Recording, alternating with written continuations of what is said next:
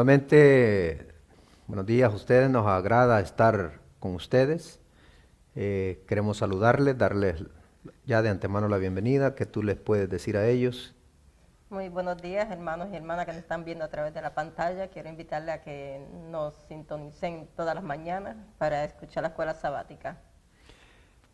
Ya ustedes escucharon esa invitación, recuerden, visítenos a través de las diferentes plataformas, a través del YouTube. Ahí hay dos canales. En la parte de acá, que ustedes ven acá, usted encuentra ese logo en esos dos canales.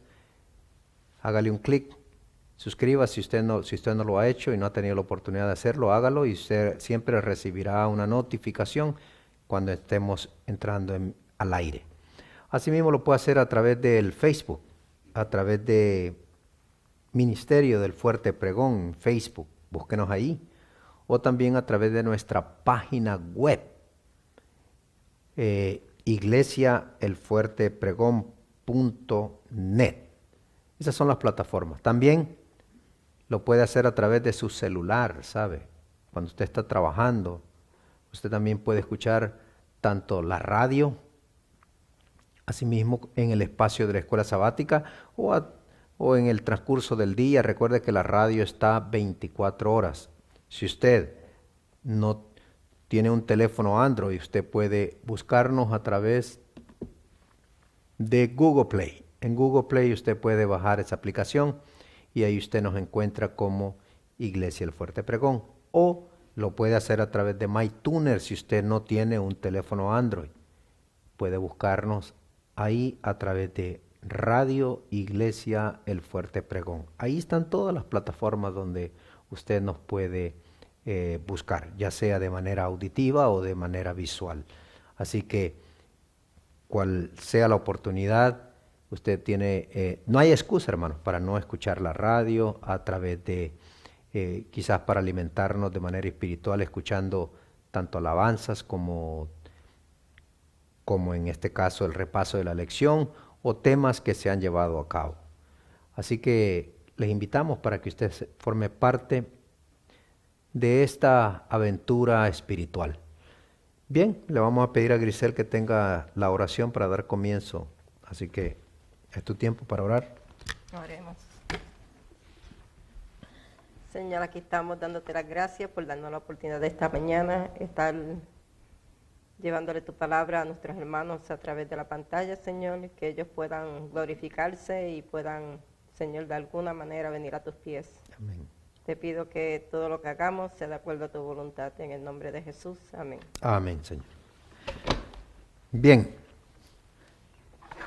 Vamos entrando entonces en la segunda pregunta y vamos a ahondar un poquito en esto porque es importante. ¿Dónde se encuentra la copia original de la ley de Dios? Esa es la pregunta número 2 a formular. ¿Dónde se encuentra la copia original de la ley de Dios? ¿Qué nos dice Apocalipsis 11:19? La palabra de Dios nos dice, y en el templo de Dios fue abierto en el cielo, y el arca de su pacto fue vista en su templo, y hubo relámpagos y voces, y truenos, y un terremoto, y grande granizo.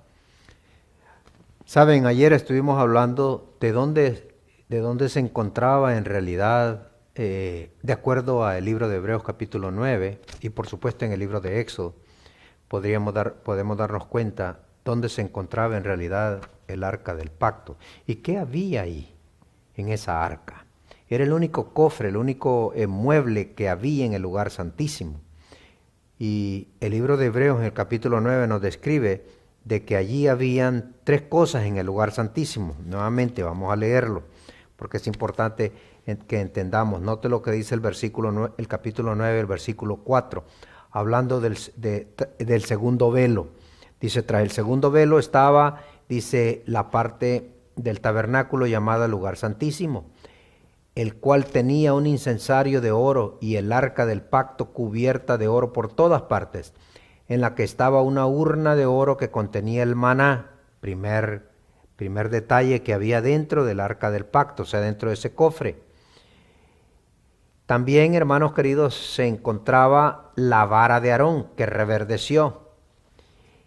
Y también estaban las tablas del pacto, o sea, la ley de Dios. Entonces, ahora Juan, en el cierre de la historia de este planeta Tierra, nos los revela a través del libro de Apocalipsis y nos indica de que él vio el arca del pacto, ¿dónde? Allá en el cielo.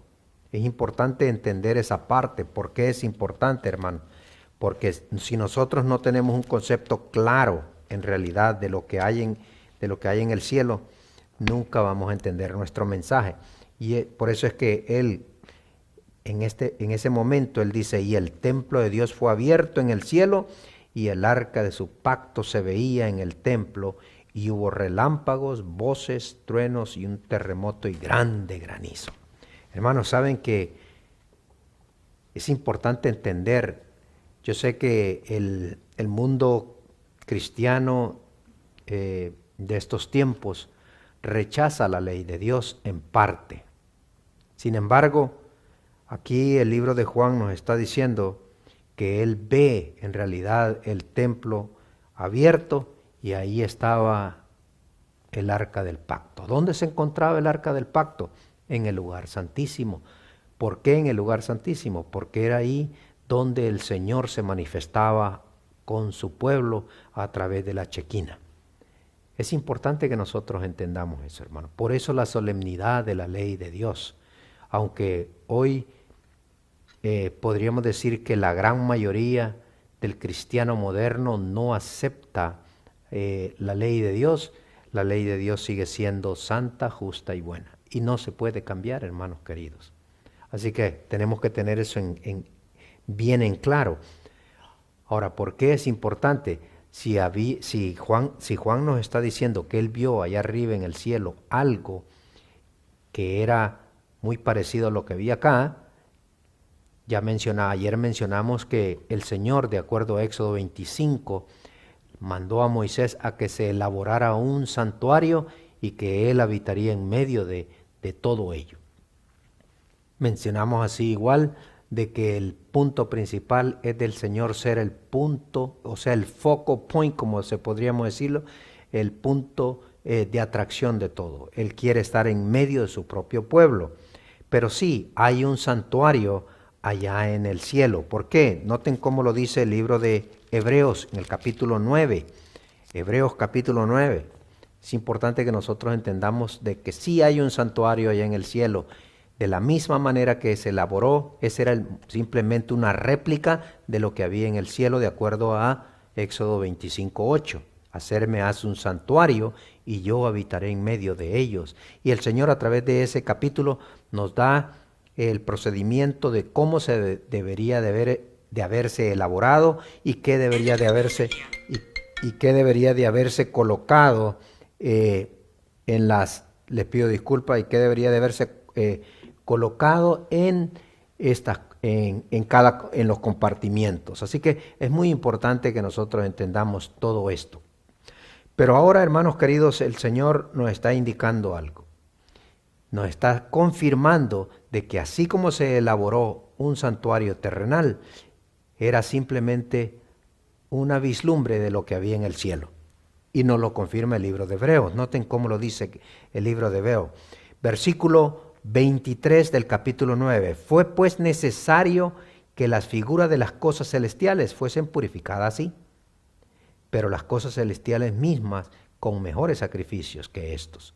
Porque no entró Cristo en el santuario hecho de manos, en el santuario ¿qué? Terrenal. De acuerdo a Éxodo 25:8, hacerme haz un santuario y yo habitaré en medio de ellos. Si no, dice, en el mismo cielo para presentarse ahora por nosotros ante Dios.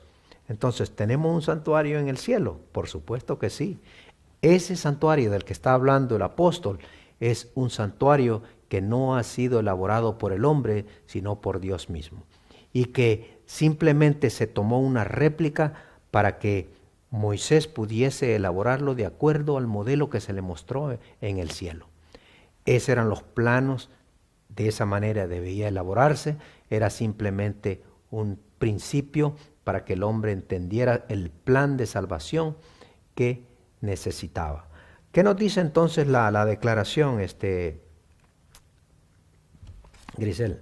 Dice, la ley de Dios que se encuentra en el santuario celestial es el gran original del que los preceptos grabados en las tablas de piedra y consignados por Moisés en el Pentateuco eran copia exacta. Los que llegaron a comprender este punto importante fueron inducidos a reconocer el carácter sagrado e invariable de la ley divina. En el corazón mismo del Decálogo se encuentra en el cuarto mandamiento, tal cual fue proclamado originalmente. Esto se encuentra en el Conflicto de los Siglos, página 486 y página 543. Es interesante, hermanos. Saben que dentro de ese decálogo, dentro del arca del pacto que ve Juan, de acuerdo al capítulo 11, versículo 19, en el decálogo estamos hablando de los 10 mandamientos, de las 2 tablas que se le dio a Moisés. Y saben que en el centro de esas 2 tablas, donde está la ley de Dios, está la verdad del sábado.